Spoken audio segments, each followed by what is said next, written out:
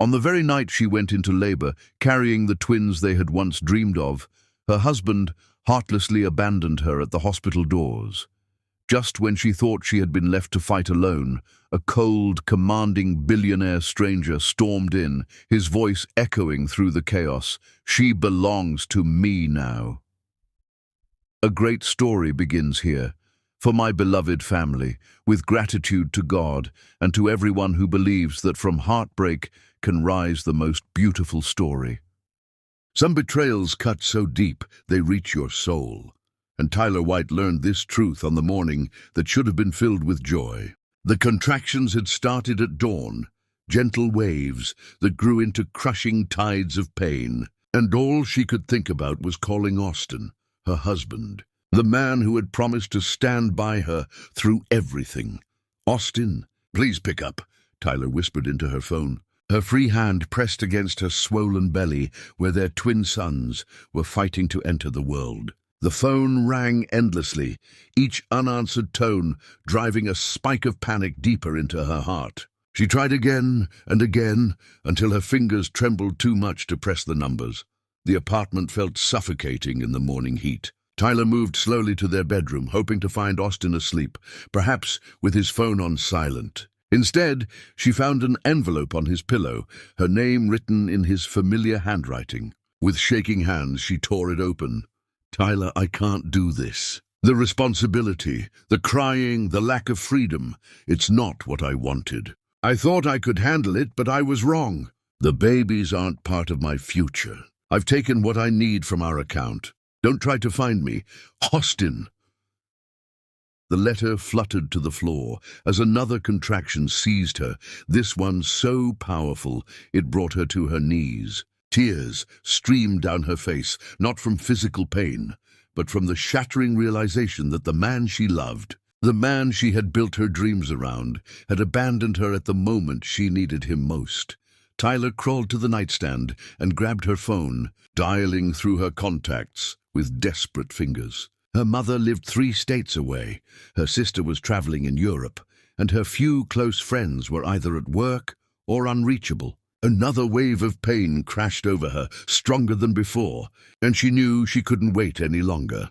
With tremendous effort, Tyler packed a small bag, her movements interrupted by contractions that were coming faster now. She called a taxi, grateful that she had kept a small emergency fund in her personal account. Money she had saved from her part-time work as a children's book illustrator.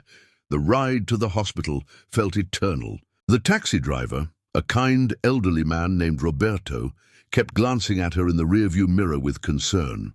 "You want I should call someone for you, miss? Family, maybe?"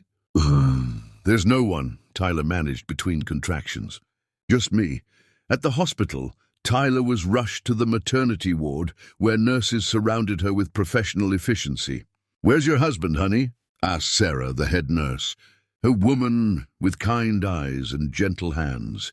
"He's not coming," Tyler whispered, the words tasting bitter in her mouth. The next 14 hours passed in a blur of pain, exhaustion, and loneliness. Tyler labored through each contraction, while other women in nearby rooms were surrounded by supportive families. She heard laughter, encouragement, the excited voices of fathers meeting their children for the first time. Her room remained quiet, except for the medical staff's professional chatter. During a brief respite between contractions, Tyler checked her phone one last time. No missed calls from Austin. Instead, she found a text from their bank. Account balance 47 thralls. Austin had taken everything, leaving her with barely enough to cover the taxi ride home. "Mrs. Baker, you're doing beautifully," Dr. Martinez encouraged as she examined Tyler. "Your boys are strong and healthy. We're in the final stretch now." Tyler wanted to correct her, to say that she wasn't sure she was still Mrs. Baker. Wasn't sure she ever really had been. But another contraction stole her breath and her thoughts. As night fell outside her hospital window, Tyler gave birth to 2 perfect sons. The first arrived at 11:43 p.m., crying lustily with tiny fists clenched in determination. The second followed 12 minutes later, quieter but equally perfect, with Austin's dark hair and Tyler's determined chin. "They're beautiful," Dr. Martinez said, placing both babies on Tyler's chest. "Have you chosen names?" Tyler looked down at her sons, these two tiny miracles who depended entirely on her now. She thought of the names she and Austin had discussed, the future they had planned together, the nursery they had painted in soft yellows and greens. All of that felt like someone else's life now. "James," she whispered, touching the first baby's cheek. "And Michael." The names came from somewhere deep inside her, not from any list she and Austin had made, but from her heart. The nurse smiled and began filling out paperwork. "And the father's information?" Tyler's throat tightened. "He won't be involved." After the medical staff left them alone, Tyler sat in the quiet hospital room holding her sons, feeling overwhelmed by love and terror in equal measure. How would she raise two babies alone?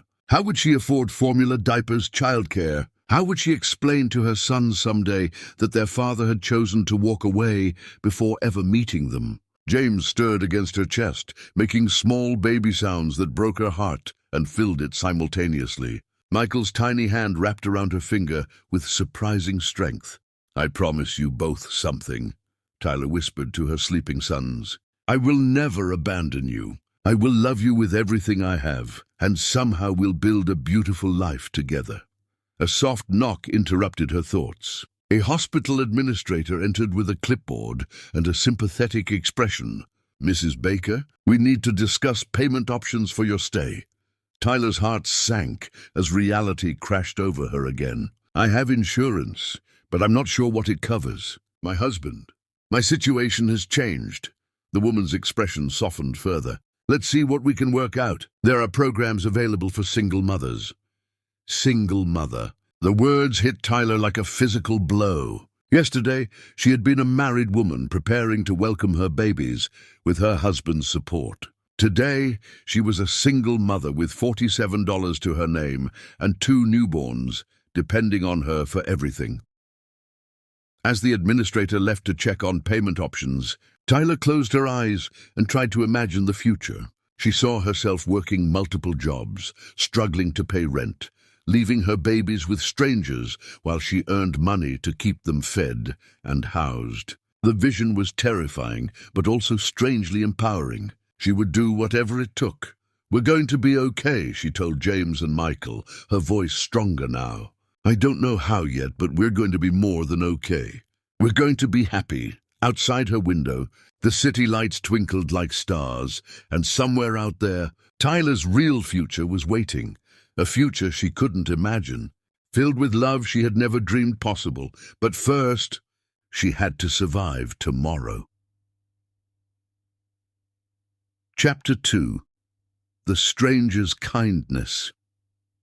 Miracles, Tyler had always believed, were reserved for other people, until the moment when her darkest hour collided with unexpected grace. 3 days after giving birth, she sat in the hospital corridor holding James, while Michael slept in her arms, both babies perfect and tiny and completely dependent on a mother who had no idea how to pay for their next meal. The conversation with the billing department had not gone well. Tyler's insurance covered the basic delivery, but the extended stay due to complications, the private room she had needed when her roommate's large family became too overwhelming, and the additional tests for the babies had created a mountain of debt that made her head spin.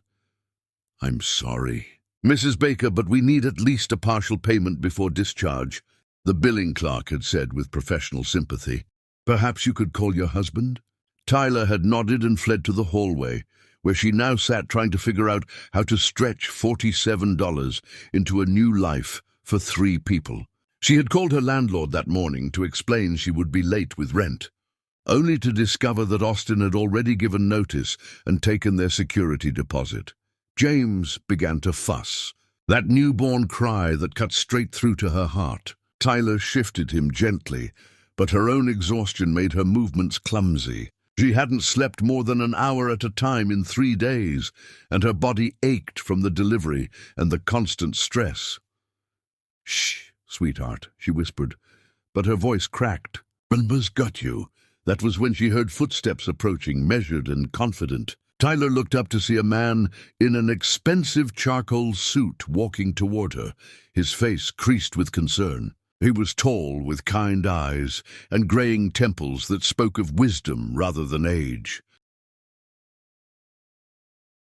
"Excuse me," he said, his voice warm and careful. "I couldn't help but notice you seemed distressed." "Are you all right?" Tyler's first instinct was to lie, to say everything was fine, but the kindness in his eyes and her own desperation made honesty spill out instead. "I'm sorry, I don't mean to bother anyone.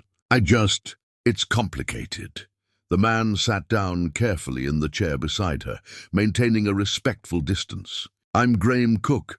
I was visiting a friend, and I noticed you've been sitting here for quite a while. These little ones are beautiful." "Are they yours?" "James and Michael," Tyler said, finding herself smiling despite everything. "They're 3 days old." "They're perfect," Graham said softly. "You must be very proud." Something in his voice made Tyler look at him more carefully. His suit was clearly expensive, his shoes Italian leather, his watch the kind that cost more than Tyler made in 6 months. But his eyes held genuine warmth, not the calculating look she might have expected from someone so obviously wealthy. "I am proud," Tyler admitted. "I'm also terrified." The words came out before she could stop them, and she immediately felt foolish.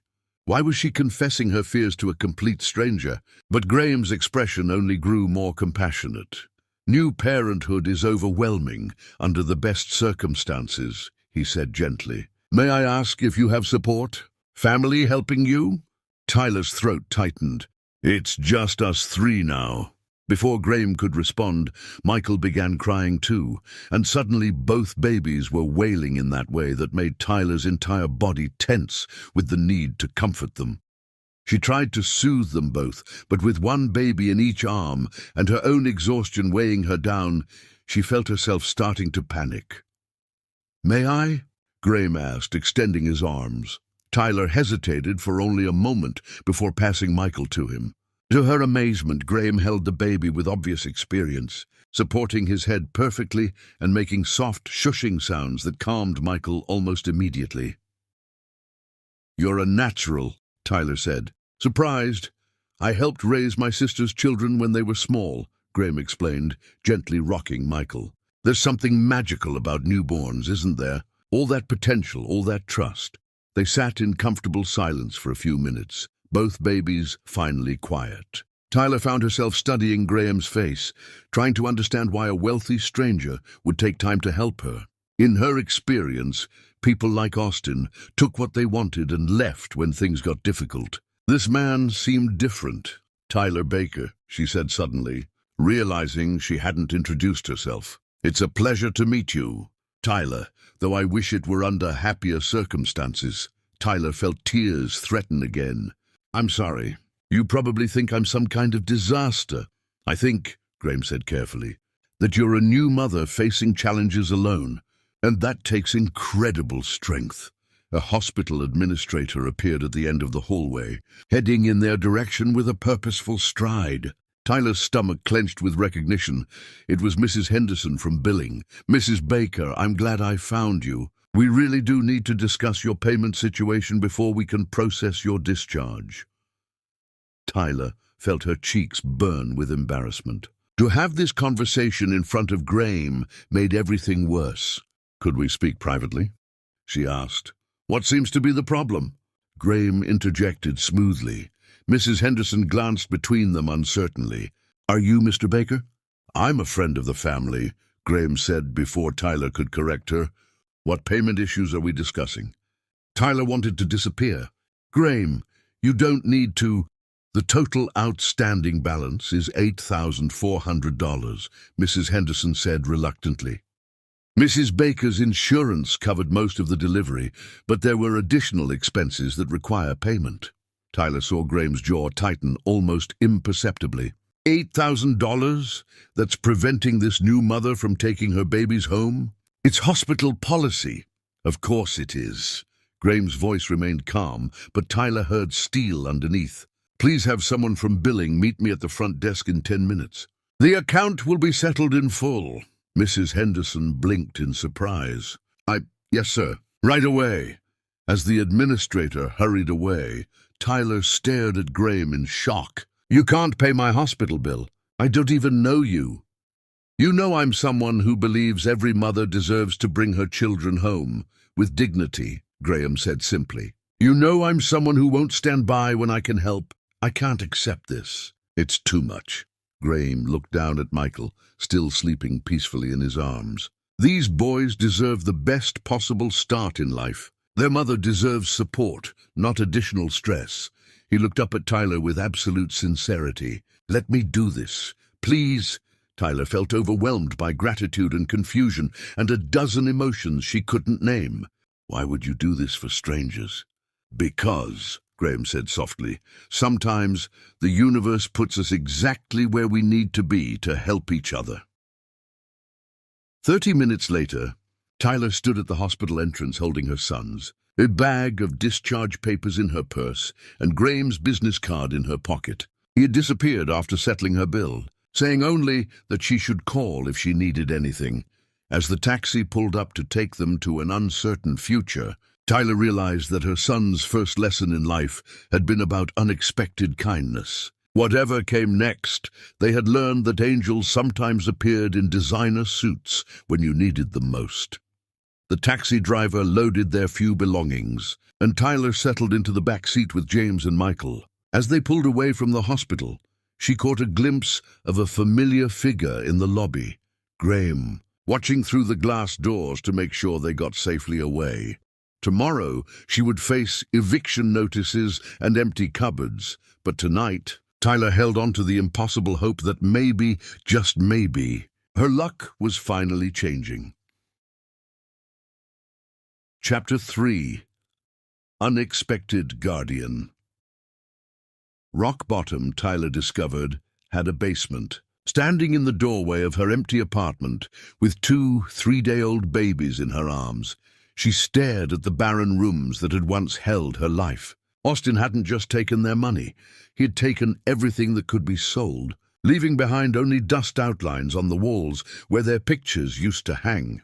"Mama, we're really in trouble now," Tyler whispered to James, who was making small, hungry sounds against her shoulder.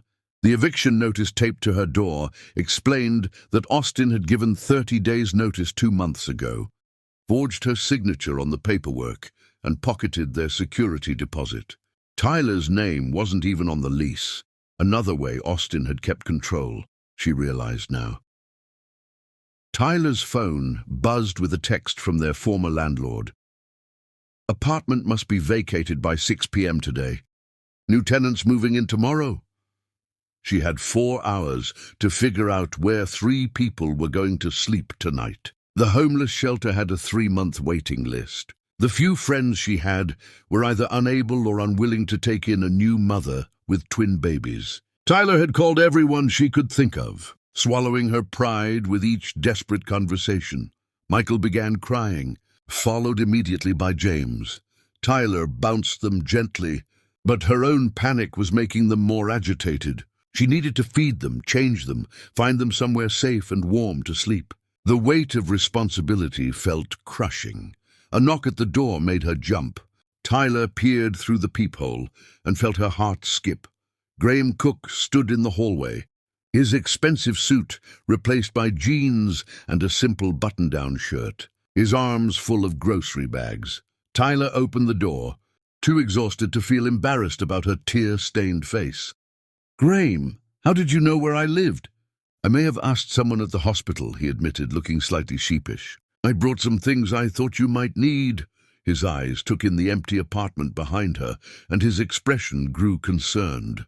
"Tyler, what happened here?" The whole story spilled out. Austin's abandonment, the forged papers, the eviction, her complete lack of options. Graham listened without interruption, his jaw tightening with each revelation. "So we have until 6 o'clock to figure something out," Tyler finished, trying to keep her voice steady. "I've called everyone I know. I'm thinking maybe my car—" "Absolutely not," Graham said firmly. "You're not raising newborns in a car." He paused, seeming to make a decision. "I have a guest house that's been empty for months. Consider it yours until you get back on your feet. Tyler stared at him. I can't accept that. You've already done too much. Tyler, look at me, Graham said gently. You have two babies who need stability and safety. Your pride is less important than their well-being right now. James chose that moment to let out a particularly loud wail, and Graham stepped forward instinctively. May I? Tyler passed James to him, watching in amazement as the baby immediately settled against Graham's chest. There was something so natural about the way he held her son, so protective and gentle. He likes you, Tyler said softly. The feeling is mutual, Graham replied, smiling down at James. This little guy has excellent instincts about people. Michael was still fussing in Tyler's arms, and she realized she needed to feed them both soon. I should probably... Of course. Why don't you take care of them, and I'll pack up whatever you want to keep here. Tyler hesitated. Graham, I don't understand why you're doing this. We're strangers. Graham was quiet for a moment, still holding James with practiced ease. My sister went through something similar years ago. Her husband left when her daughter was 6 months old, and she had nowhere to turn. I wasn't in a position to help her then. I was just starting my business, barely making ends meet myself. She ended up in situations that weren't safe, struggled for years before getting back on her feet. He looked up at Tyler with intense sincerity. I can help now. Let me help now. Something in his voice made Tyler believe him completely. This wasn't charity or pity. It was empathy born from watching someone he loved suffer. Okay, she whispered. Okay. The next 2 hours passed in a blur of packing and practical arrangements. Graham carried box after box to his car, while Tyler tended to the babies. He was patient when she needed to stop to feed them, helpful when she struggled to decide what to keep and what to leave behind. This guest house, Tyler said as they loaded the last box. What's the catch? How much is rent? No catch. No rent. Graham secured the car seat bases with the expertise of someone who had done it before. It's fully furnished, has its own kitchen, separate entrance. You'll have complete privacy. I have to pay something. It won't be a charity case. Graham closed the trunk and turned to face her. Then pay it forward someday. When you're back on your feet and you meet someone who needs help, you'll remember this moment and you'll help them. The guest house was like something from a fairy tale. Nestled behind Graham's main house, it was small but perfect. 1 bedroom, a cozy living area, a kitchenette stocked with everything Tyler could need. Sunlight streamed through clean windows and fresh flowers sat on the kitchen counter. It's beautiful, Tyler breathed, holding Michael while James slept in his carrier. I had my housekeeper prepare it this morning, Graham admitted. I hoped you'd say yes. Tyler turned to him with tears in her eyes. Why are you so kind to us? Graham reached out and gently touched Michael's tiny hand. Because kindness is the only thing that makes the world bearable sometimes. Because these little ones deserve every good thing life can offer. Because you're stronger than you know. And sometimes strong people need support too. That evening, after Graham had left them alone to settle in, Tyler sat in the comfortable rocking chair by the window, feeding James while Michael slept nearby. The guest house was quiet and safe and warm, everything her sons needed to grow and thrive. For the first time since Austin left, Tyler felt something that might have been hope. She looked around the cozy space and made a promise to her boys. We're going to build something beautiful here, something real and strong and lasting. Outside, she could see lights in the main house where Graham lived alone. And Tyler wondered what kind of man chose to spend his evening, making sure strangers had a safe place to sleep. Whatever his reasons, Tyler was grateful beyond words. Tomorrow, she would start figuring out how to build a new life, but tonight, her babies would sleep peacefully in a place where they were wanted and protected. And for now, that was enough. Chapter 4. Building Trust. Trust, Tyler had learned, was a luxury she could no longer afford. until the night it became a necessity that arrived wrapped in expensive pajamas and infinite patience. 2 weeks into their new life in Graham's guest house, Tyler thought she was managing reasonably well. She had settled into a routine of feeding schedules and nap times, had begun working on illustrations again during the baby's brief, peaceful moments, and had almost convinced herself that she could handle single motherhood without falling apart. Then came the night that shattered her carefully constructed confidence. It started at 11 p.m. with James's crying. Not his usual hungry cry or tired fuss, but something desperate and inconsolable. Tyler tried everything. Feeding, changing, rocking, singing, the special bouncing motion that usually worked.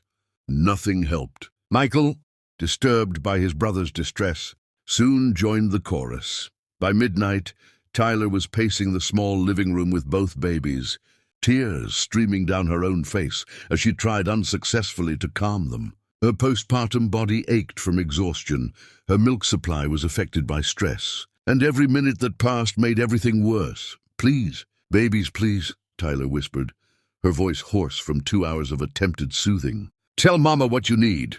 James's cries grew louder, more frantic. Tyler checked his temperature again. Normal. She examined him for anything that might be causing pain. Nothing visible. She tried the rhythm that had worked yesterday. The position that usually brought comfort. The lullaby that sometimes worked magic. Nothing.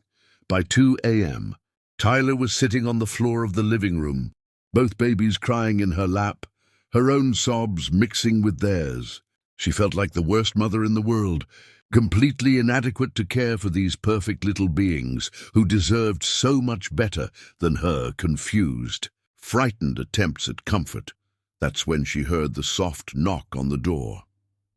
Tyler looked up through her tears to see Graham standing outside, visible through the glass panel. He was wearing pajama pants and a robe, his hair slightly mussed, but his expression was alert and concerned. She opened the door, too exhausted to be embarrassed about her appearance. "I'm so sorry we woke you. I don't know what's wrong with them. I've tried everything and I can't make them stop crying. How long have they been like this?" Graham asked, stepping inside without invitation. 3 hours, maybe more. I don't know what I'm doing wrong." Graham moved closer, studying both babies with the focused attention Tyler was beginning to recognize. "You're not doing anything wrong. Sometimes babies just have difficult nights." He reached for James. "May I try something?" Tyler passed James to him gratefully, watching as Graham held him in a position she hadn't tried, upright against his shoulder, supporting the baby's head while applying gentle pressure to his back. "Colicky babies sometimes need deeper pressure," Graham explained softly, moving in a specific rhythm, not the bouncing Tyler had been doing, but a steady, firm motion. "My nephew went through this phase around the same age." Within minutes, James's cries began to subside. Tyler stared in amazement as her son settled against Graham's shoulder, hiccuping softly, but no longer screaming.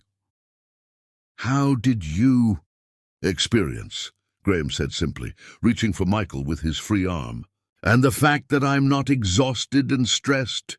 Sometimes babies feed off our energy." He positioned Michael similarly, and within minutes both babies were quiet, not asleep but calm, their tiny bodies relaxed against Graham's chest and shoulder. Tyler sank into the rocking chair, overwhelming relief making her weak. "I thought I was failing them. I thought maybe I wasn't cut out for this." "Tyler, look at me," Graham said firmly. "You've been caring for twin newborns alone for 2 weeks. You're feeding them, keeping them clean and safe, giving them love. The fact that you had one difficult night doesn't make you a failure. It makes you human. But you fix them in minutes. What kind of mother can't comfort her own babies?"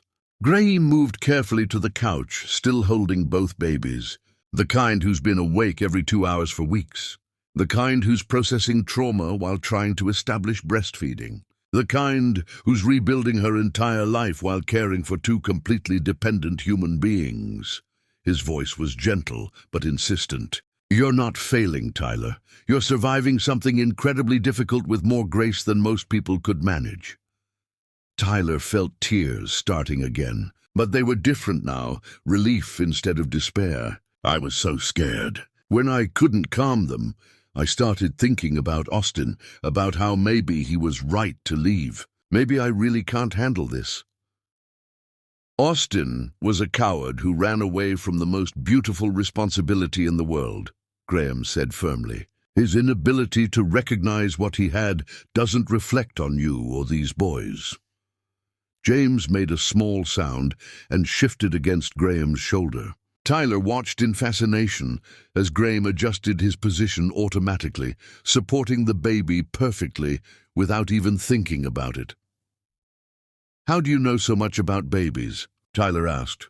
"My sister Sarah struggled as a single mother. I spent a lot of time helping with my nephew and niece when they were small."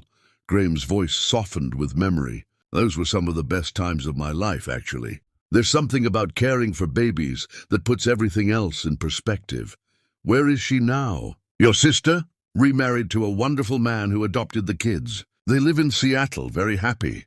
Graham looked down at the babies, both now drowsing peacefully. "But I learned something important during those years.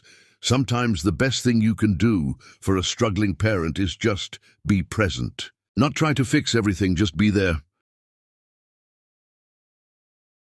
Tyler felt something shift in her chest, a loosening of the tight fear that had gripped her all evening. "Will you stay for a while?" "Just until they're fully asleep, of course." They sat in comfortable silence, Graham holding both babies, while Tyler finally relaxed for the first time in hours. The guest house felt peaceful now, filled with the soft sounds of sleeping babies and the quiet presence of someone who understood exactly what she needed. "Graham," Tyler said softly, "thank you, not just for tonight, but for everything. I don't know how to repay you. Watch these boys grow up happy and healthy. That's payment enough." Tyler looked at this man who had appeared in her life like an answer to prayers she hadn't known she was saying. He sat holding her sons with such natural tenderness, such obvious care, that she felt her heart do something complicated and dangerous. "I think I can take them now," she said quietly. Graham transferred both babies to her arms with careful precision, making sure they stayed settled. "Call me if you need anything tonight." "I mean it, Tyler. Anything at all." After he left, Tyler sat holding her peaceful sons, thinking about trust and kindness and the way some people entered your life exactly when you needed them most. Outside her window, she could see a light still on in Graham's house, and she knew he was staying awake a little longer, just in case she needed him again. For the first time since Austin left, Tyler felt like maybe she wasn't facing the future alone, and that made all the difference in the world. Chapter 5, Walls Come Down.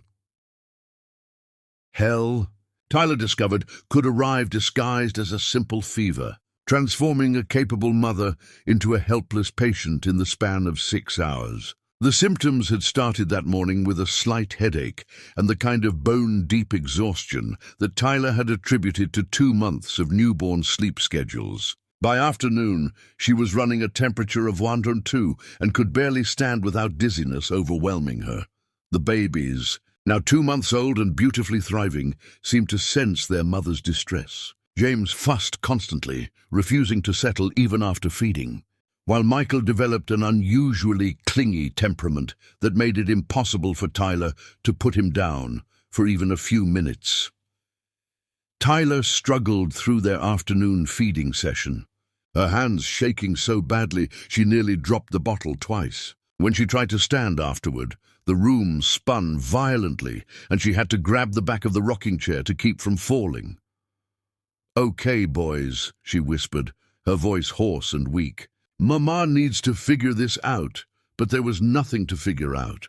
Tyler had no family nearby, no close friends she could call for help with sick-day childcare, and no backup plan for the kind of illness that made caring for 2 babies feel impossible.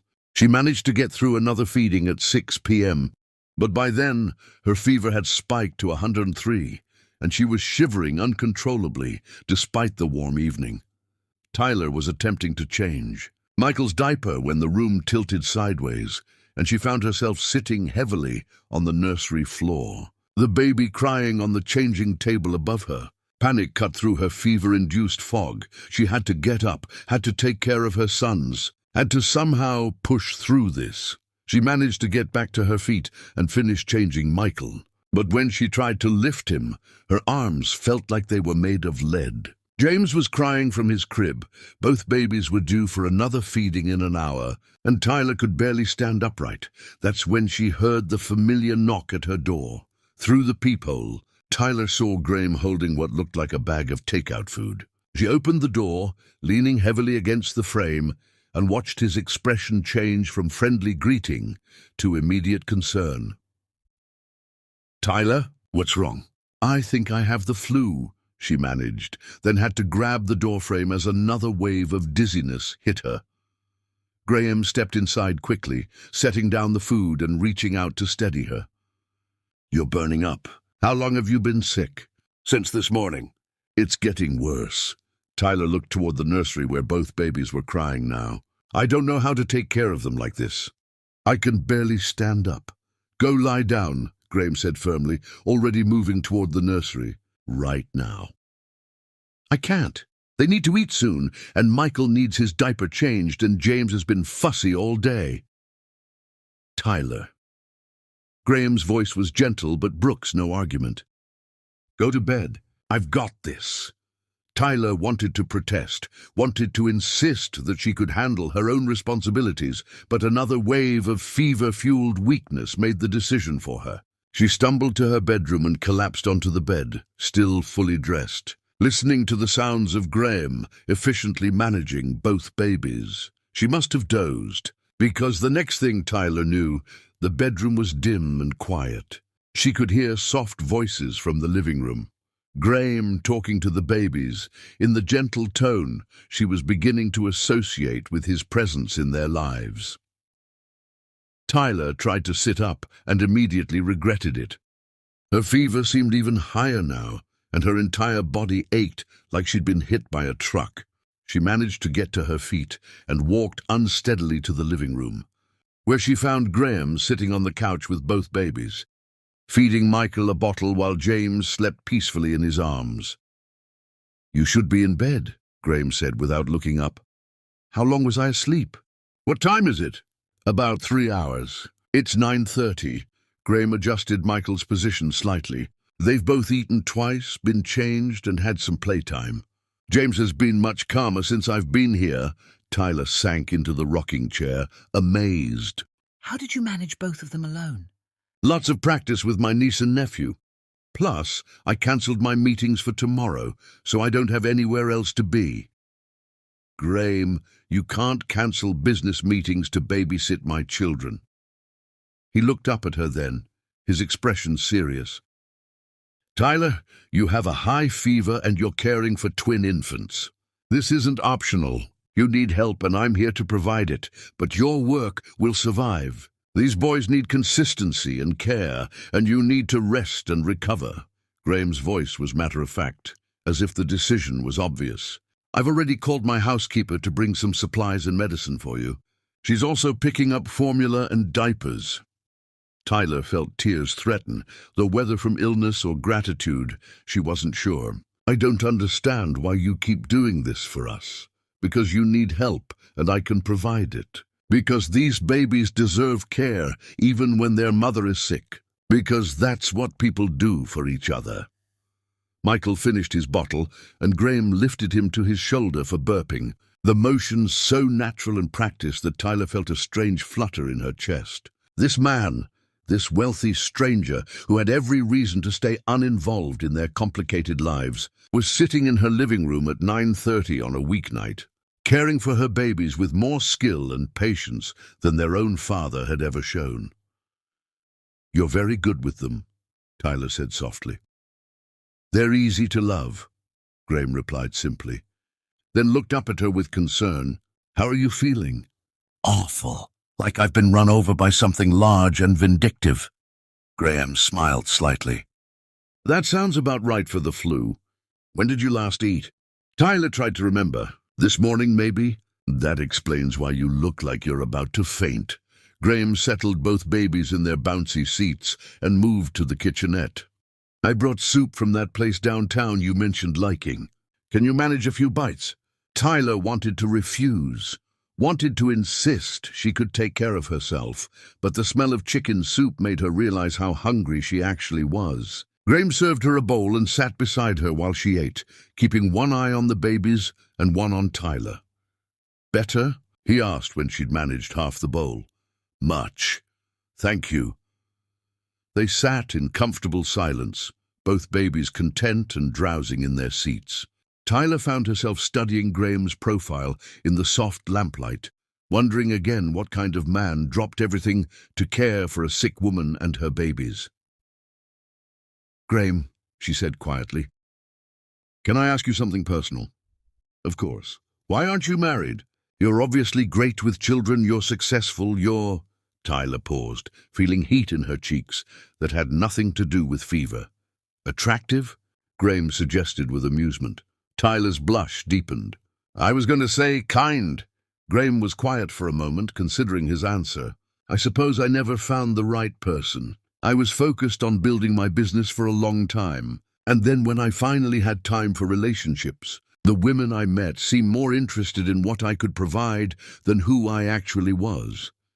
That must be lonely." "Sometimes. But I'd rather be alone than with someone who doesn't really see me." Graham looked over at her. "What about you? Before Austin, were there other serious relationships?" Tyler shook her head. "Austin was my first real boyfriend, actually. We met in college, dated for 3 years, got married right after graduation. I thought I knew him completely." Her voice turned bitter. "Obviously I was wrong. His leaving says nothing about you and everything about him," Graham said firmly.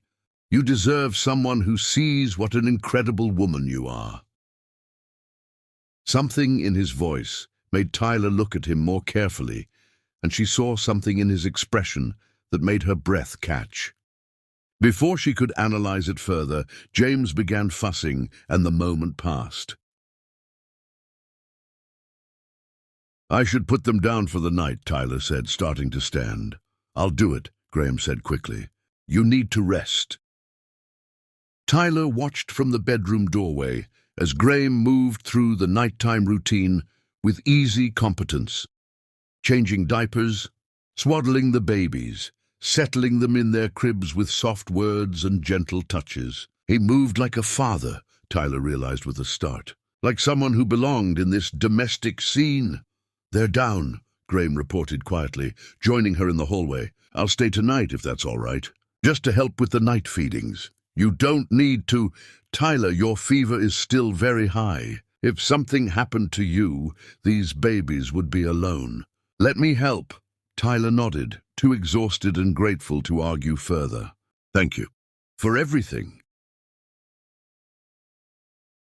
That night, Tyler slept more deeply than she had in months, knowing that someone she trusted was watching over her sons. When she woke briefly to the sounds of Graham handling a 3 a.m. feeding, she felt something she hadn't experienced since Austin left, the profound peace of knowing she wasn't facing parenthood completely alone.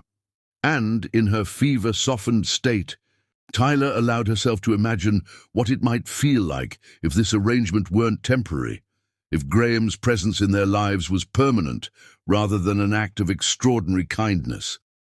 The thought should have frightened her, but instead it filled her with a warmth that had nothing to do with being sick. Chapter 6. Love Blooms. Magic, Tyler had always thought, was something reserved for fairy tales and children's books, until the evening it walked across her living room floor on unsteady baby legs and changed everything she thought she knew about love. 7 months had passed since the night Graham had cared for her through the flu, and their lives had settled into a rhythm that felt surprisingly natural. Graham visited most evenings after work, usually bringing dinner or groceries or some small gift for the babies. Tyler had protested these gestures initially, but Graham had a way of making his help seem like the most normal thing in the world.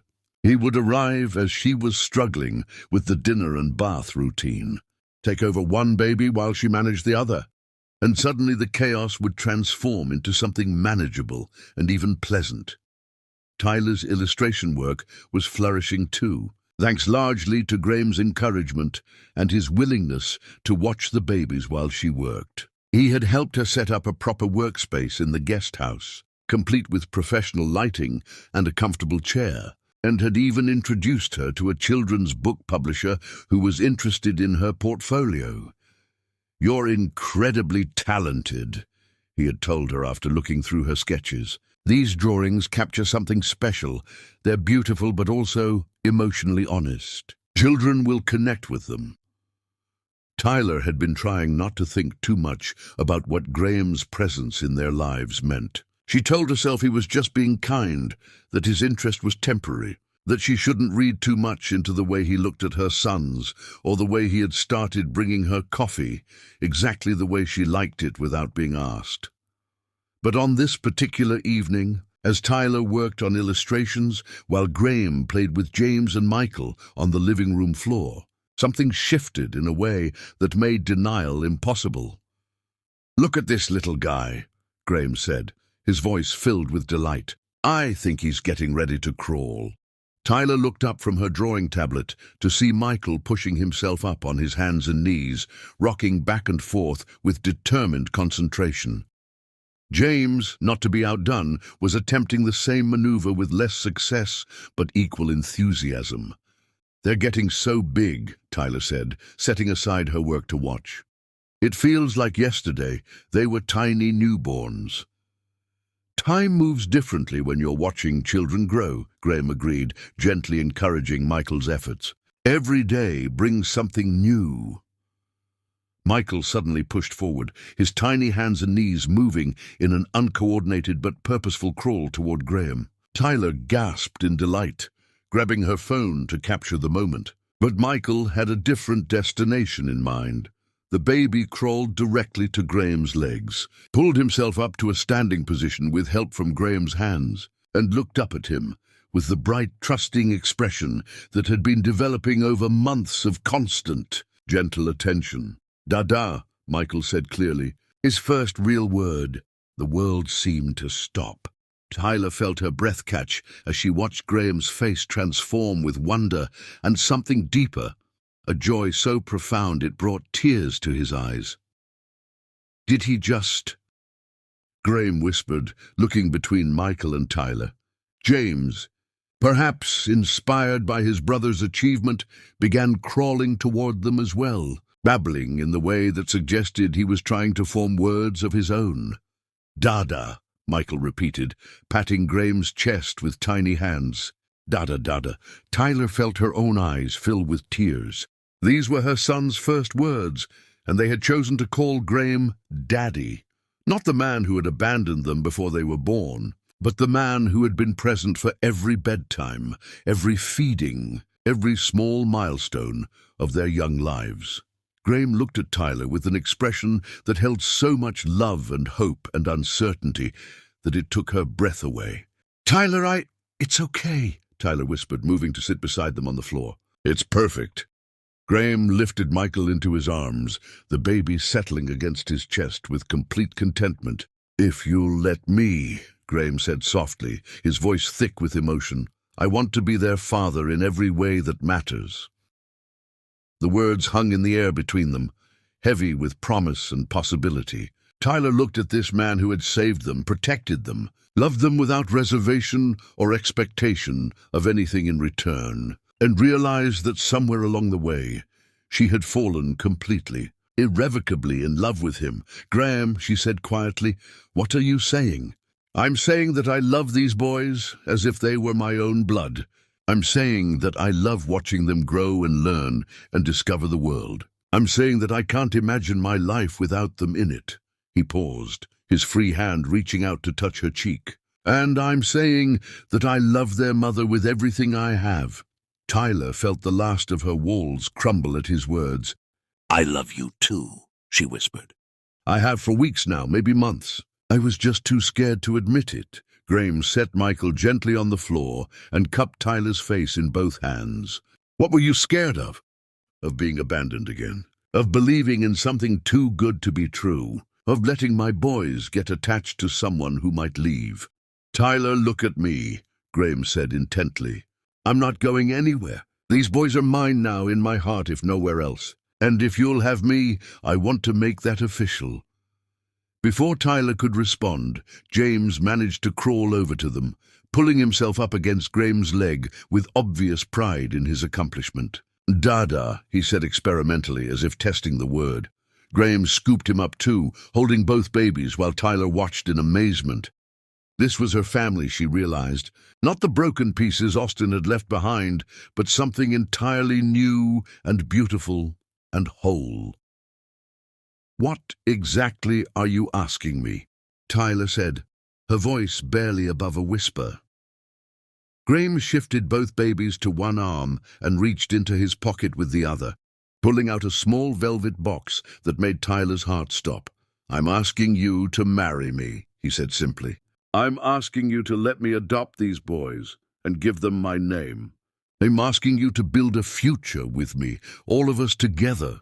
Tyler stared at the ring box, overwhelmed by the magnitude of what he was offering.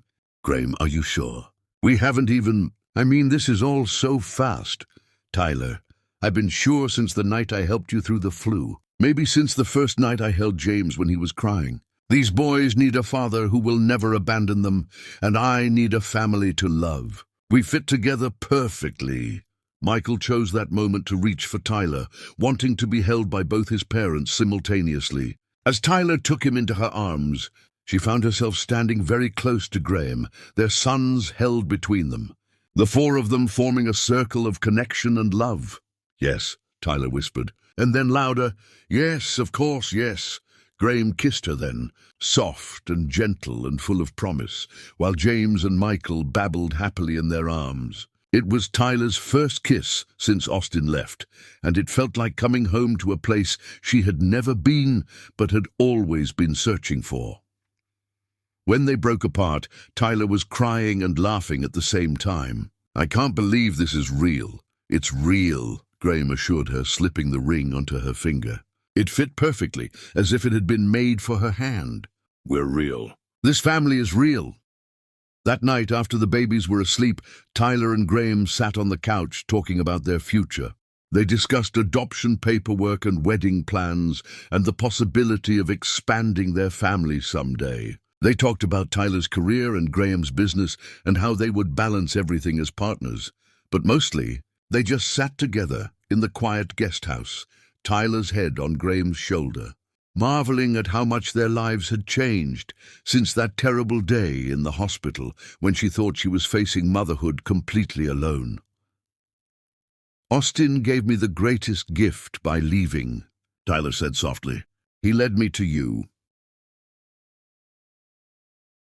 He led us to each other, Graham corrected, pressing a kiss to the top of her head.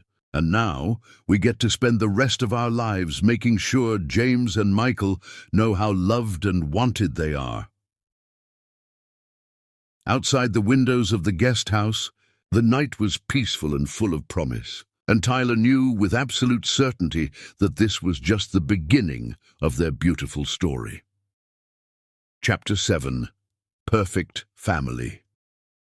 Heaven, Tyler discovered, could be found in the simplest moments, like watching her 10-month-old sons giggle as they helped their soon-to-be father plot the most elaborate marriage proposal in history. The past few months had transformed their lives in ways Tyler had never dared to imagine, and today's picnic was supposed to be a casual family outing to the park, where she and Graham had started taking the boys every weekend. Tyler should have known something was different when Graham insisted on packing an elaborate lunch himself, shooing her away from the kitchen with suspicious enthusiasm.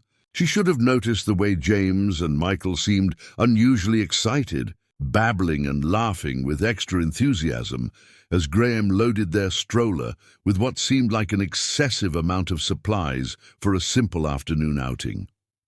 But Tyler was blissfully unaware of the conspiracy surrounding her as they walked through the park toward their favorite spot by the lake, pushing the double stroller while Graham carried enough bags to provision a small army. You seem nervous, Tyler observed, watching Graham fidget with the picnic blanket. Are you all right? Fine, Graham said quickly, his voice slightly higher than usual. Just want everything to be perfect. Tyler laughed, lifting James out of the stroller while Graham got Michael. It's a picnic, not a summit meeting. The boys are happy, I'm happy you're here. It's already perfect. The boys had indeed grown into happy, thriving babies over the past months. James had developed into an adventurous explorer, crawling everywhere and pulling himself up on anything stable enough to support his weight. Michael was more contemplative, preferring to observe his surroundings carefully before making moves, but equally determined when he set his mind on something. Both boys had been walking for several weeks now, taking uncertain but determined steps between Tyler and Graham, their faces lighting up with pride at each successful journey. Watching them discover mobility had been one of the most joyful experiences of Tyler's life, made even more special by sharing it with Graham. "Mama, look," James called out, toddling toward a group of ducks near the water's edge. Tyler hurried after him, scooping him up before he could get too close to the lake. "Ducks are pretty, but we watch from here," Tyler explained, settling on the picnic blanket with James in her lap. Michael crawled over to join them, drawn by the sight of the waterfowl. Graham spread out their lunch with unusual care, arranging everything just so. Tyler watched him with growing amusement, noting the way he kept checking his watch and glancing around as if expecting something. "Graham, seriously, what's going on? You're acting like you're about to give a presentation to the board of directors. Just want our boys to have a nice time," Graham said, and Tyler caught the way he emphasized "our boys," a phrase that never failed to make her heart skip. The adoption paperwork had been filed the week before, with Tyler's lawyer assuring them that Austin's abandonment made the case straightforward. Austin had never attempted to contact them, never inquired about his sons, never provided any support. As far as the legal system was concerned, he had relinquished all parental rights through his actions, making it simple for Graham to become James and Michael's legal father. "Soon they'll officially be James and Michael Cook," Tyler said, watching the boys play with the blocks Graham had brought. "It has a nice ring to it." "About that," Graham said, reaching into one of the seemingly endless bags he had packed, "I have something for them." He pulled out 2 tiny T-shirts, identical except for the sizes. Tyler unfolded the first one and gasped, reading the words printed in cheerful blue letters, "Will you marry my daddy?" "Graham," Tyler whispered, looking at the second shirt with the same message. "What are you doing?" "Well," Graham said, his nervousness giving way to the confident smile Tyler loved so much, "I figured if I was going to propose properly, I should have the most important people in your life help me ask the question." Tyler looked up to see Graham on one knee beside the picnic blanket, a ring box in his hands. Not the simple band he had given her months ago in the heat of the moment, but something spectacular that caught the afternoon sunlight and threw rainbows across the blanket. "Tyler White," Graham said formally, his voice carrying across the small space between them. "You and your sons have made me the happiest man alive. You've taught me what it means to be part of a real family, what it feels like to love someone so completely that you can't imagine existing without them." James and Michael, drawn by their father's serious tone, crawled over to him with curious expressions. Graham somehow managed to lift both boys while staying on one knee, balancing them against his chest while he continued. "I love the way you sing to the boys when you think no one is listening. I love how you worry about them constantly, but let them explore and grow anyway. I love your talent, your strength, your beautiful heart that's big enough to include everyone who needs love." Tyler felt tears starting as she watched this incredible man hold her sons while declaring his love for all of them. "James and Michael," Graham said, looking down at the boys who were staring at him with rapt attention, "what do you think? Should we make this official? Should we ask Mama to marry us?" As if on cue, both boys began clapping their hands and babbling excitedly.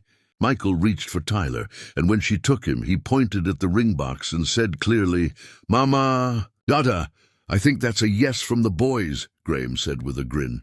"Tyler, will you marry us?" Will you let us be your family for real and forever? Tyler looked at the ring, an emerald-cut diamond surrounded by smaller stones that sparkled like captured stars. Then at Graham's face, so full of love and hope.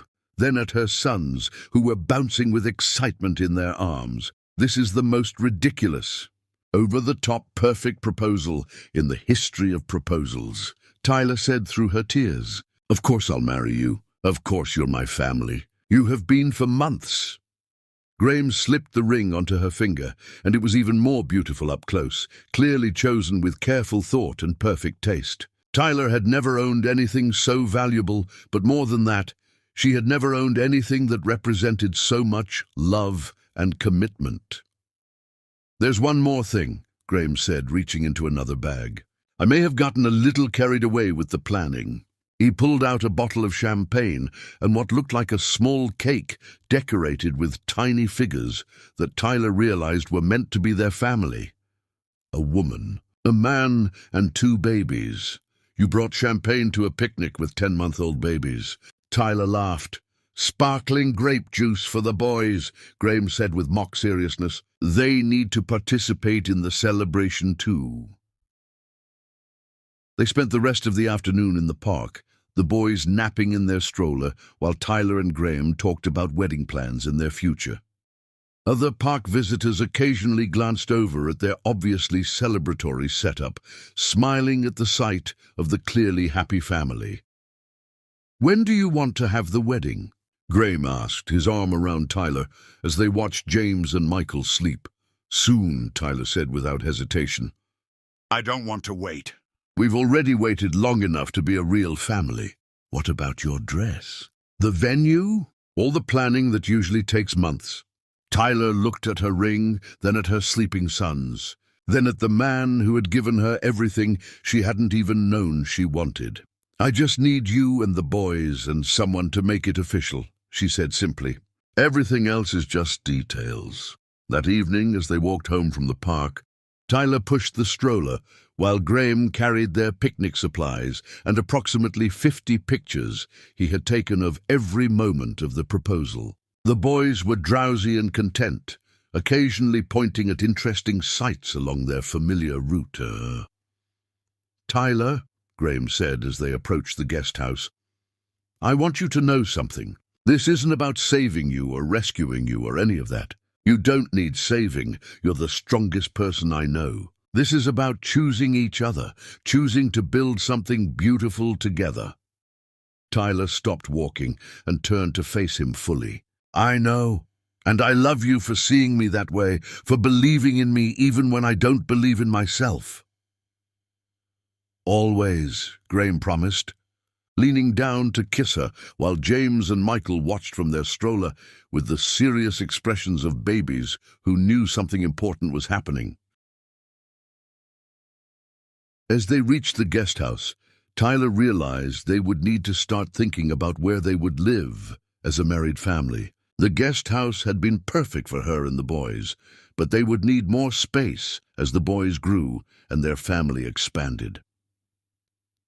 Graham, she said suddenly, where will we live after we're married? Graham smiled mysteriously. I may have some ideas about that too, but let's get through the wedding first. That night, after the boys were asleep, Tyler called her sister in Europe to share the news. She called her mother, her few close friends, spreading the joy of their engagement to everyone who mattered in her life. But the call she was most excited about was to her lawyer, to move forward with both the adoption and the wedding planning. Soon James and Michael would legally be Graham's sons, and soon she would legally be his wife. We're really doing this, Tyler said to Graham as they said goodnight at her door. A tradition they had maintained, even as their relationship deepened. We're really doing this, he agreed, kissing her gently. Mrs. Cook. The name sent a thrill through Tyler that had nothing to do with changing her. Identity and everything to do with claiming the family she had found in the most unexpected way. As she got ready for bed that night, Tyler looked at her engagement ring and thought about the journey that had brought her here, from Austin's abandonment to Graham's love, from despair to joy, from broken to whole. Tomorrow they would start planning their wedding. But tonight, Tyler went to sleep knowing that she was exactly where she belonged, with exactly the people she was meant to love. Chapter 8. The Wedding. Paradise, Tyler realized, was not a place but a moment. Specifically, the moment she stepped into Graham's garden, wearing her grandmother's ivory silk dress, and saw her sons waiting at the altar in tiny tuxedos, holding rings and giggling with the pure joy of babies who knew something wonderful was happening. 3 months had passed since the proposal. 3 months of whirlwind planning that had somehow resulted in the most perfect wedding Tyler could have imagined. The ceremony was small and intimate, exactly as Tyler had wanted. Graham's garden had been transformed into something from a fairy tale, with white roses and baby's breath woven through the pergola where they would exchange vows. 30 guests filled white wooden chairs, arranged in neat rows on the lawn. Tyler's mother and sister, Graham's family from Seattle, the few friends who had become part of their extended family over the past months. But the stars of the show were clearly James and Michael, now 13 months old and walking steadily enough to serve as the world's most adorable ring-bearers. Graham's sister, Sarah, had sewn tiny pillows to their wrists with ribbons, ensuring the rings would stay secure even if the boys got distracted by butterflies or interesting rocks along the way. "Ready, sweetheart?" Tyler's mother asked, adjusting the simple pearl necklace that completed Tyler's ensemble. Elizabeth White had flown in from Chicago 2 days earlier, and Tyler had watched with amazement as her mother fell completely in love with her grandsons and future son-in-law. "I can't believe Austin walked away from this," her mother had said quietly the night before, watching Graham read bedtime stories to the boys. That man had no idea what he was giving up. Now, standing at the garden entrance with her mother beside her, Tyler felt nothing but gratitude for Austin's abandonment. It had led her here, to this moment, to this family that fit together so perfectly it felt like destiny. The string quartet began playing Canon in D, and Tyler watched her guests turn to face her. But her eyes went immediately to the front of the garden, where Graham stood beside the officiant, wearing a navy blue suit that made him look like every romantic hero from every book she had ever read. Beside him, James and Michael stood holding hands, their identical tuxedos making them look like tiny groomsmen. James was bouncing slightly on his toes with excitement, while Michael watched the proceedings with his characteristic serious expression, as if he understood the gravity of the occasion. Tyler began walking down the aisle, her steps measured and steady, her heart racing with happiness. She had insisted on walking herself. This was not a moment for being given away, but for choosing her future with open eyes and full heart. Halfway to the altar, Michael broke away from James and toddled toward Tyler with his arms outstretched, apparently deciding that the ceremony needed more family participation. The guests laughed with delight as Tyler scooped him up, continuing down the aisle with her son in her arms. "Mama pretty," Michael announced loudly, patting her cheek with tiny hands. "Thank you, sweetheart," Tyler whispered, kissing his forehead before setting him back down beside Graham, who was watching with an expression of such pure love that Tyler felt her eyes fill with tears. James, not to be outdone by his brother, presented Tyler with his ring pillow with great ceremony, bowing slightly as Graham had taught him to do. The gesture was so unexpectedly formal and adorable that several guests audibly awed. "Dearly beloved," the officiant began, but had to pause as both boys began clapping enthusiastically at being praised for their ring delivery. Graham knelt down to their level, whispering something that made both boys settle down with satisfied smiles. When he stood back up, Tyler saw that he had tears in his eyes. "Sorry," he mouthed to her. "They're just so perfect." The ceremony continued with traditional vows that felt anything but traditional when spoken in a garden full of roses with 2 toddlers as witnesses. When the officiant asked Tyler to repeat her vows, she looked into Graham's eyes and felt the words come from the deepest part of her heart. "Graham, You didn't just save me. You showed me what real love looks like. You loved my sons before you loved me, and that taught me everything I needed to know about who you are. You've been their father in every way that matters since the day you first held them, and now I get to make that official."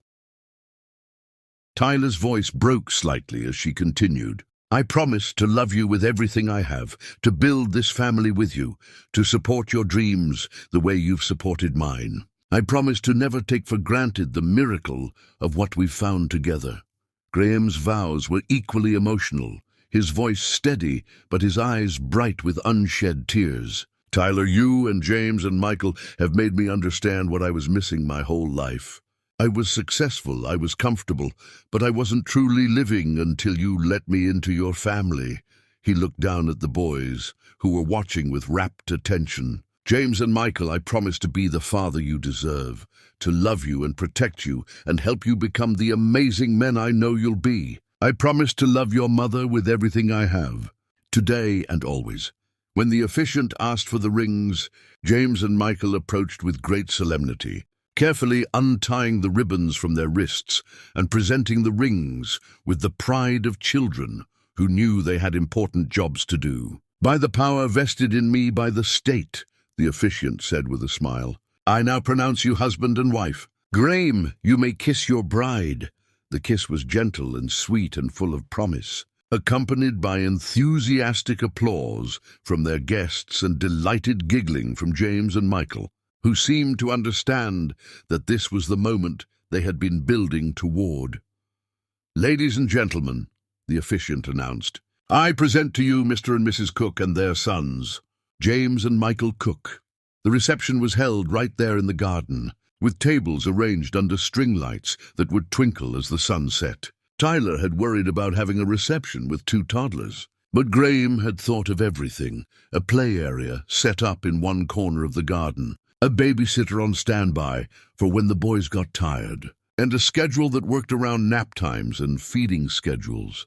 During dinner, Tyler's sister stood up to give a toast, her voice carrying clearly across the garden. "I've known Tyler my whole life, and I've never seen her as happy as she is today. Graham, you didn't just marry my sister. You rescued my whole family and gave my nephews the father they deserved. Thank you for being exactly the man Tyler needed, exactly when she needed you." Graham's sister spoke next, her words equally heartfelt. "Graham has always been the most generous person I know, but I was worried he was so busy taking care of everyone else that he would never find someone to take care of him. Tyler, you've made my brother happier than I've ever seen him. And James and Michael, you 2 are the luckiest boys in the world to have these 2 as your parents." As the evening progressed, Tyler found herself moving from group to group of guests, accepting congratulations and well wishes, but always keeping an eye on her family. Graham was in his element as a host, making sure everyone was comfortable and entertained. But he always had one eye on the boys, ready to intercede if they needed anything. James and Michael were having the time of their lives, toddling around the garden in their little tuxedos, charming every guest they encountered. Tyler watched her mother feeding Michael pieces of wedding cake and her sister teaching James to dance, and felt overwhelmed with gratitude for this extended family that had embraced them so completely. "Mrs. Cook," Graham said, appearing at her elbow with 2 glasses of champagne, "how does it feel to be married?" "Perfect," Tyler said without hesitation. "Absolutely perfect." They had agreed not to take a honeymoon trip, not wanting to leave the boys so soon after the adoption was finalized. Instead, they were planning to spend a long weekend at Graham's lake house next month, just the 4 of them, settling into their new life as an official family. As the sun set and the string lights began to twinkle overhead, Tyler and Graham shared their first dance as husband and wife. They had chosen "At Last" by Etta James, a song that felt like it had been written specifically for their story. Halfway through the dance, James and Michael toddled onto the dance floor, wrapping themselves around their parents' legs and swaying to the music. The photographer captured the moment, the four of them dancing together in the golden light of their wedding day, looking like the picture of perfect happiness. "I love you, Mrs. Cook," Graham whispered in Tyler's ear as the song ended. "I love you too, Mr. Cook," Tyler whispered back. "All of you, forever." That night, after the last guest had left and the boys were finally asleep in their new room in the main house, Tyler and Graham sat on the porch swing looking out at their garden, still decorated with flowers and lights from their wedding. "We did it," Tyler said, leaning against Graham's shoulder. "We're officially a family." "We were already a family," Graham corrected gently. "Today we just made it legal." Tyler looked at her wedding ring, now paired with the engagement ring that sparkled in the porch light. "I keep thinking I'm going to wake up and discover this was all a dream." "If it's a dream, then we're having the same one," Graham said, pressing a kiss to the top of her head. "And I never want to wake up." As they sat together in the peaceful night air, Tyler thought about the journey that had brought them here. From Austin's abandonment to this perfect wedding day, from despair to joy, from broken to beautifully whole. Tomorrow they would start their married life together, officially blending their family in the main house Graham had been quietly renovating for months. The boys would have their own playroom, Tyler would have a proper art studio, and they would all have something Tyler had never thought possible. A home built on love and commitment and the absolute certainty that they belonged together. "Thank you," Tyler said quietly. "For what?" "For seeing me, for loving my boys, for making us your family, for giving us the most beautiful life." "Thank you," Graham replied, "for letting me love you, for trusting me with your heart and your sons, for making me the happiest man alive." They sat in comfortable silence, planning their future and counting their blessings, while inside the house their sons slept peacefully, safe in the knowledge that they were loved beyond measure by two parents who would never, ever leave them. And outside in the garden, the white roses continued to bloom in the moonlight, witnesses to a love story that had started with heartbreak and ended with the most perfect happiness Tyler could have imagined. Chapter 9. Shadows from the Past. Danger, Tyler discovered, could arrive wearing a familiar face and carrying the bitter scent of desperation and regret. 2 years of marriage had transformed their lives into something beautiful and stable. James and Michael were thriving 3-year-olds. Tyler's illustration career was flourishing with 3 published books under her belt, and Graham's business had expanded internationally, making their family more secure than Tyler had ever dreamed possible. The morning started like any other Tuesday in their perfectly orchestrated life. Tyler was in her studio working on illustrations for her 4th children's book, while the boys played in the backyard under the watchful eye of Maria, their nanny. Graham was in London on business, due home that evening, and Tyler was looking forward to their quiet dinner together after the boys were asleep. Then the doorbell rang. Tyler glanced at the clock. 10:30 a.m. Too early for deliveries, too late for emergency visits.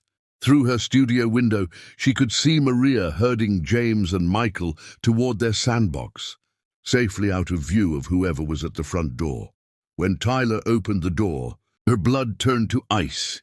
Austin Baker stood on her doorstep, and he looked terrible. The confident, selfish man who had abandoned her during labor had been replaced by someone hollow and desperate. His clothes were wrinkled and too loose, his hair unwashed, his eyes carrying the haunted look of someone who had lost everything and was finally understanding the magnitude of his mistakes.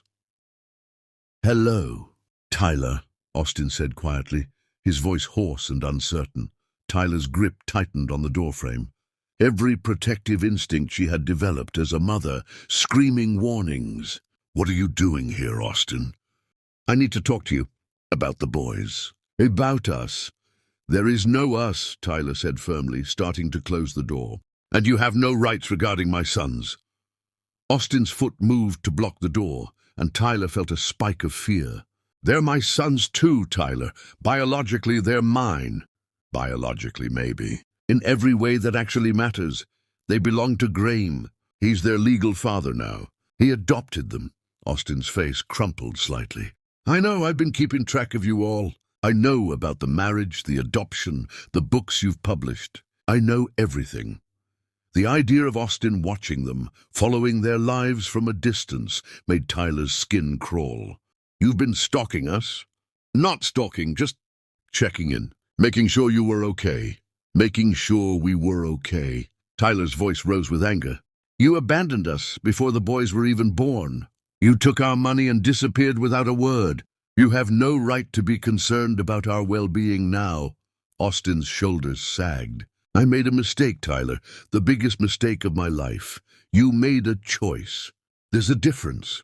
Through the side window, Tyler could see James and Michael playing with their trucks in the sandbox, completely unaware that the man who had contributed to their existence was standing at their front door. They were happy, secure children who knew exactly who their father was. And it wasn't this broken man on her doorstep.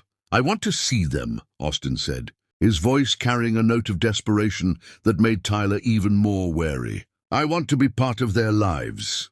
Absolutely not. Tyler, please. I know I screwed up, but they're my flesh and blood. I have rights. You forfeited any rights when you walked away. Tyler's voice was steel.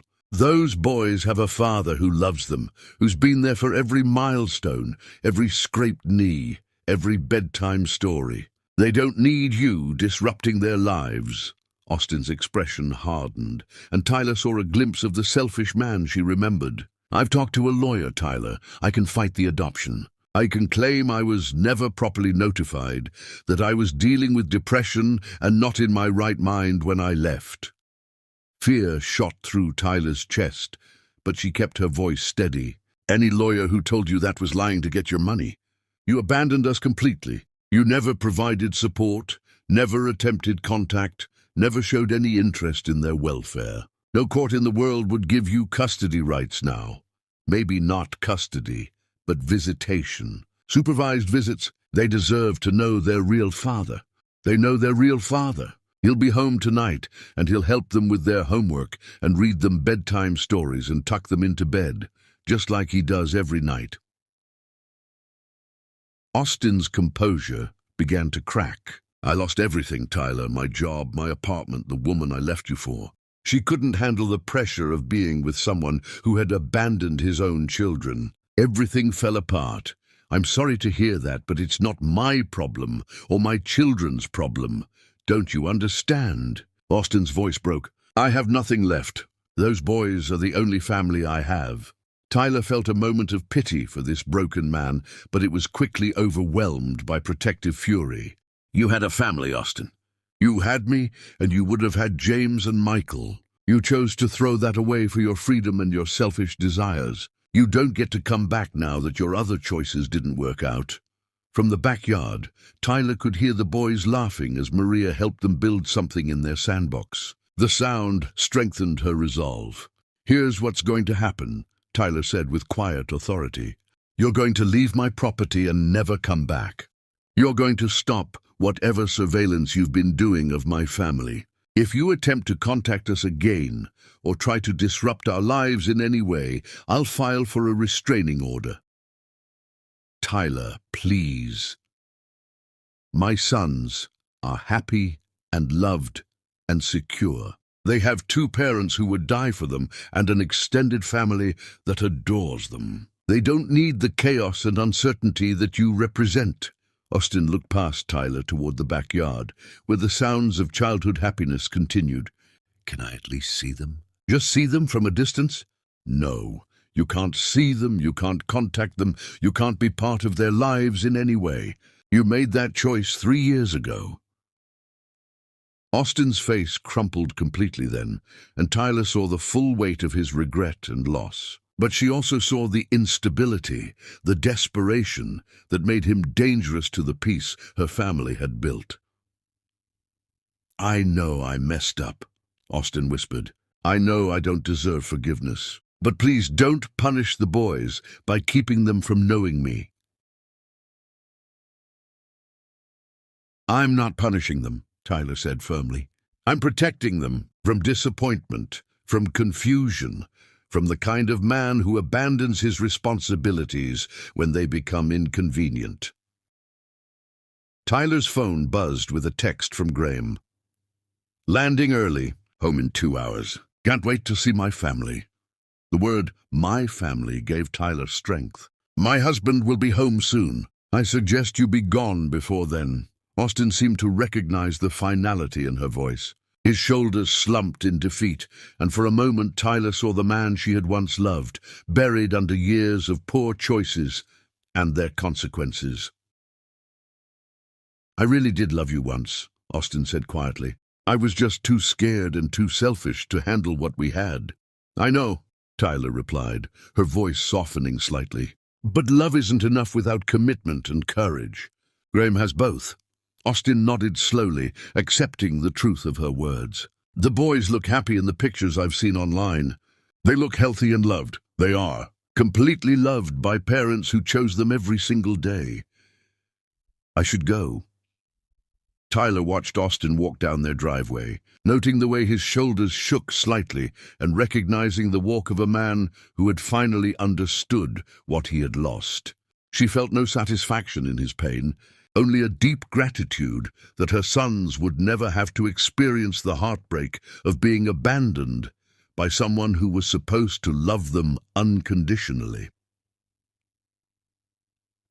When Graham arrived home 2 hours later, Tyler told him everything. They called their lawyer to document the contact and discuss their options if Austin tried to follow through on his threats. He looked broken, Tyler said, as they watched James and Michael play with blocks in the living room that evening, completely destroyed by the consequences of his choices. Good, Graham said without sympathy. He should feel destroyed. He threw away the most precious thing in the world. Tyler leaned against her husband's shoulder, watching their sons build elaborate structures with the focused concentration of children who felt completely secure in their world. Do you think he'll try again? Tyler asked. Maybe, but it doesn't matter. Those boys are ours, legally and in every other way. No court would disrupt a stable, loving home to give rights to a man who voluntarily abandoned his children. That night, after James and Michael were asleep in their beds, Tyler and Graham sat on their porch, looking out at the peaceful yard where their sons played every day. I keep thinking about what would have happened if I had never met you, Tyler said quietly. If Austin had stayed and we had tried to make it work. Don't think about that, Graham said firmly. We found each other exactly when we were supposed to. Austin's leaving led you to me, led us to this family. Tyler knew he was right, but Austin's visit had stirred up emotions she thought she had resolved long ago. Not longing for him, but awareness of how differently things could have turned out. The boys asked me tonight who was at the door this morning, Tyler said. I told them it was someone selling insurance. Good. They don't need to know about any of this unless they ask directly when they're older. Tyler agreed. But she wondered if someday James and Michael would be curious about their biological father. When that time came, she would tell them the truth, that they had been loved and wanted by the people who chose to be their parents every single day. Outside in the darkness, their neighborhood was quiet and safe, exactly the kind of place where children could grow up feeling protected and valued. Tyler had built this life through determination and the blessing of finding the right partner, and she would protect it with everything she had. Austin's visit had been a reminder of what they had overcome, but it had also been proof of how strong their family had become. Whatever challenges lay ahead, they would face them together, united in their commitment to each other and to the beautiful life they had built. And that, Tyler knew, was more than enough to weather any storm.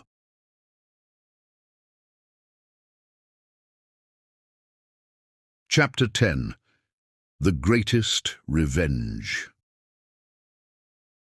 Redemption, Tyler had always believed, was earned through action, but watching Austin Baker collapse to his knees in the rain outside her home, she realized that some mistakes were simply too profound to repair. The scene unfolding on her front lawn would have been pitiful if it weren't for the warm glow of light spilling from her windows, illuminating everything Austin had chosen to abandon. It had been 6 months since Austin's desperate visit, 6 months during which Tyler's family had continued to flourish, while apparently Austin's life had continued its downward spiral. Tyler learned about his current situation not from any contact between them, but from a concerned call from her former neighbor, Mrs. Rodriguez, who had spotted Austin sleeping in his car in their old neighborhood. "He's been there for 3 days," Mrs. Rodriguez had explained. "Just sitting in that beat-up car, staring at the apartment building where you used to live. I thought you should know." Tyler had thanked her for the information, but hadn't given it much thought. Austin's choices were his own to make, and his consequences were his own to bear. She had a family to focus on, a career that was thriving beyond her wildest dreams, and a husband who made her feel cherished every single day. Tonight was no different from any other Tuesday evening in their perfectly orchestrated life. Graham was in the living room, helping James and Michael with a puzzle, their 4-year-old voices mixing with his deeper one as they debated where each piece belonged. Tyler was in the kitchen cleaning up after dinner, humming softly to herself as she watched her family through the pass-through window. "Mama, look," Michael called out, holding up a puzzle piece shaped like a butterfly. "I found the missing piece." "That's wonderful, sweetheart," Tyler called back, smiling at the pride in her son's voice.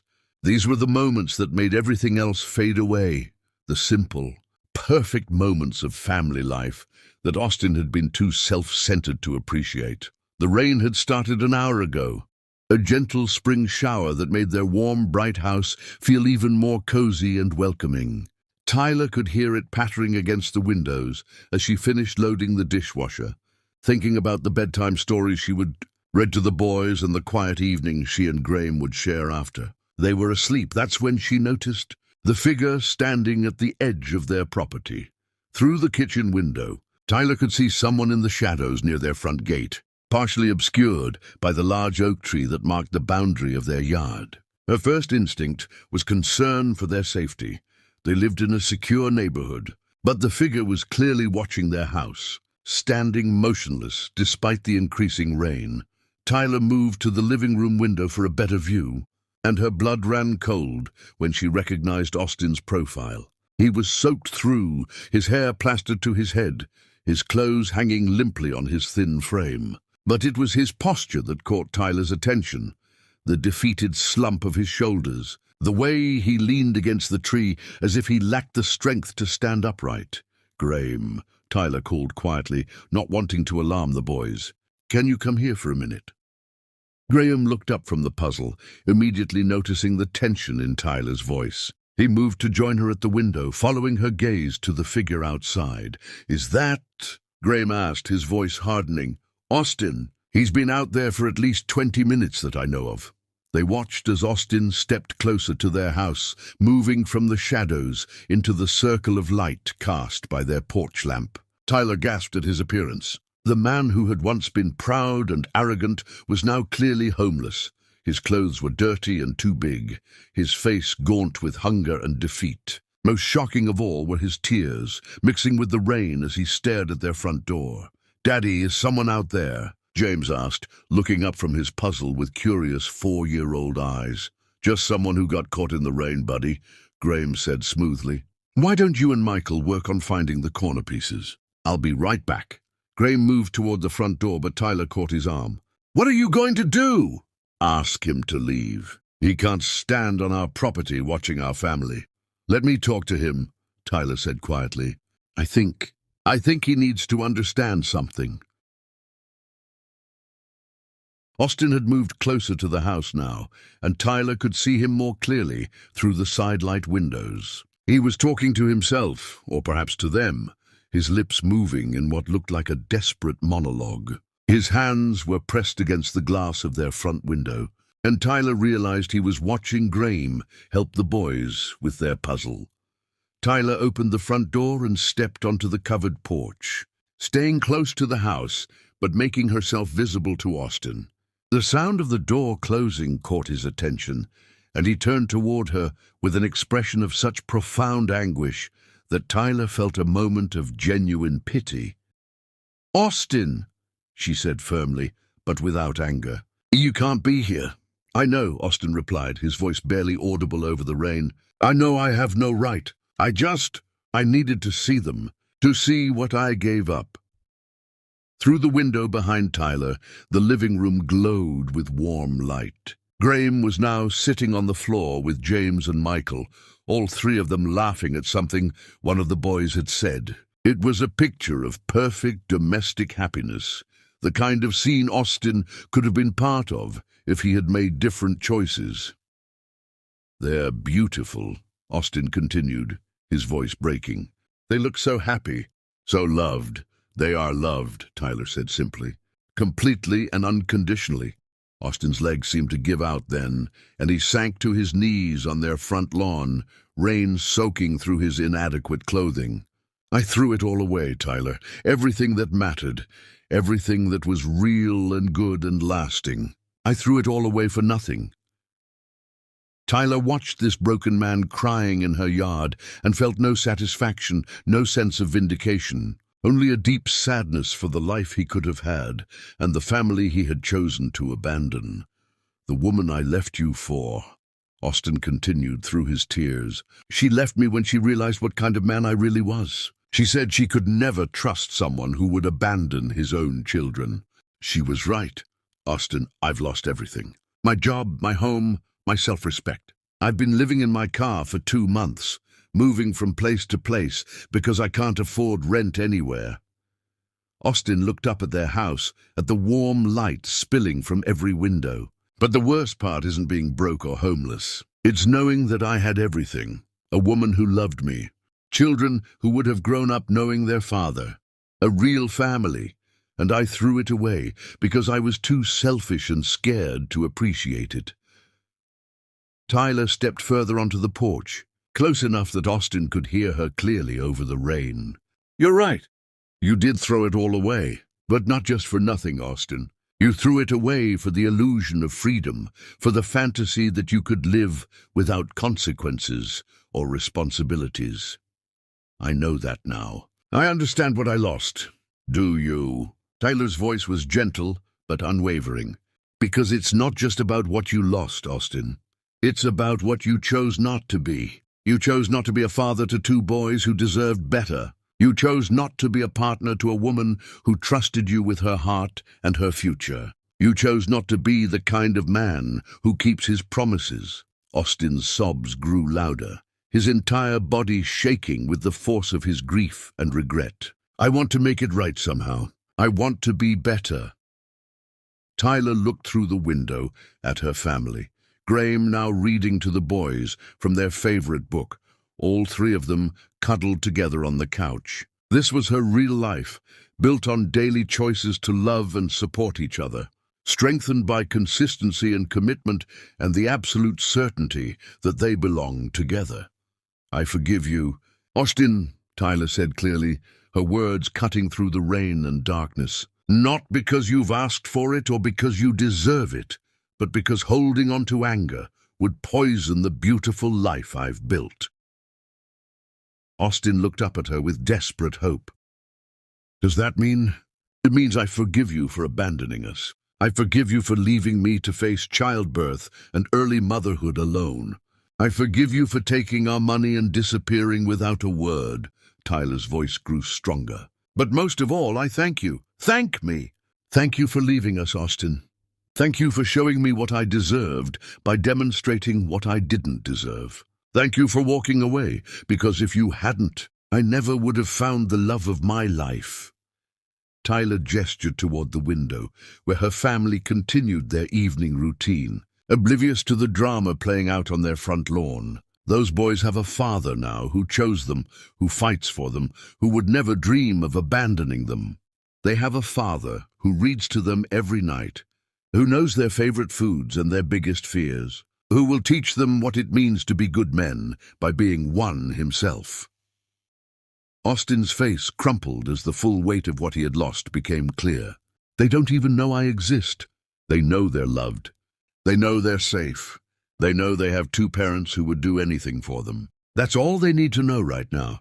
And when they're older, when they ask about me, Tyler considered this carefully. When they're old enough to understand, I'll tell them the truth. That they had a biological father who wasn't ready for the responsibility of raising children, and that sometimes the greatest gift someone can give is stepping aside to let the right people love you. The rain was falling harder now, and Tyler could see that Austin was shivering uncontrollably. Despite everything, she felt moved to basic human compassion. There's a homeless shelter downtown that has good programs for getting back on your feet, Tyler said. Clean beds, job placement services, counseling. You should go there tonight. Austin nodded, seeming to understand that this was both an offer of help and a dismissal. I'll go. I won't bother you again. Good, because if you do, I'll call the police and file for a restraining order. My family's peace and security are more important than your regrets. Austin struggled to his feet, water dripping from his sodden clothes. Tyler, I really did love you once. I know. But love without commitment is just another form of selfishness. Graham loves me and proves it every day through his actions, his choices, his dedication to our family. Through the window, Tyler could see Graham carrying a sleepy Michael toward the stairs, while James followed behind, clutching his favorite stuffed animal. It was bedtime routine time, the kind of mundane family ritual that created security and belonging. This is my real life, Austin. Not the broken pieces you left behind, but the beautiful whole I built with someone who deserves my love and returns it every day. Austin looked one last time at the warm, bright house where the family he could have had was settling in for the night. Then he turned and walked away into the rain, his shoulders shaking with sobs that Tyler could hear even over the storm. Tyler watched him disappear into the darkness, then went inside to her family. Graham was coming down the stairs after tucking in the boys, and he immediately pulled her into his arms. "Are you okay?" he asked, stroking her hair gently. "I'm perfect," Tyler replied, meaning it completely. "We're perfect." Later that night, as they sat together on their couch in the quiet house, Tyler told Graham about the conversation with Austin. They talked about whether they should be concerned about future contact, whether they needed additional security measures, whether the boys had been affected by seeing the stranger outside. He looked broken, Tyler said, completely destroyed by understanding what he'd lost. "Good," Graham said without sympathy. "He should feel destroyed. Some mistakes are too big for forgiveness to fix." Tyler curled closer to her husband, listening to the rain against their windows and the quiet sounds of their sleeping children upstairs. The greatest revenge isn't making someone suffer for hurting you. It's building something so beautiful that their absence becomes a gift rather than a loss. Is that what tonight was? Revenge? Tyler smiled, thinking about Austin's tears and the warm, bright life he had observed through their windows. No, tonight was gratitude. Gratitude that he left us. Gratitude that we found each other. Gratitude for every single day of the life we've built together. Outside, the rain continued to fall on their neighborhood, washing the streets clean and nourishing the gardens where their children would play tomorrow. Inside their house, Tyler and Graham talked quietly about their future, the books Tyler wanted to write, the expansion Graham was planning for his business, the possibility of giving James and Michael a sibling someday. These were the conversations Austin would never have, Tyler realized. Not because she was denying them to him, but because he had chosen a path that led away from the kind of deep, lasting happiness that came from commitment and sacrifice and daily acts of love. As they headed upstairs to check on the boys one last time before bed, Tyler felt nothing but peace. Austin's visit had been a reminder of how far they had all come, how strong their family had become, how completely they had healed from the wounds of abandonment and betrayal. In James and Michael's room, Tyler and Graham stood side by side, watching their sons sleep. Their small bodies peaceful and secure, under blankets decorated with dinosaurs and spaceships. These boys would grow up knowing they were chosen, wanted and loved without condition. They would learn what healthy relationships looked like by watching their parents support each other through every challenge and celebration. Sweet dreams. My loves, Tyler whispered, adjusting Michael's blanket and kissing James's forehead. As they closed the boys' door and headed to their own bedroom, Tyler realized that this was what victory looked like. Not Austin's tears or his suffering, but this quiet house full of people who had chosen each other every day for years and would continue choosing each other for the rest of their lives. Outside, the rain was finally stopping, and tomorrow would bring another beautiful day in the life they had built together, a life so complete and fulfilling that the man who had once tried to destroy it had been reduced to standing in the rain, watching through windows at the happiness he would never understand or deserve. And that, Tyler knew, was the greatest revenge of all.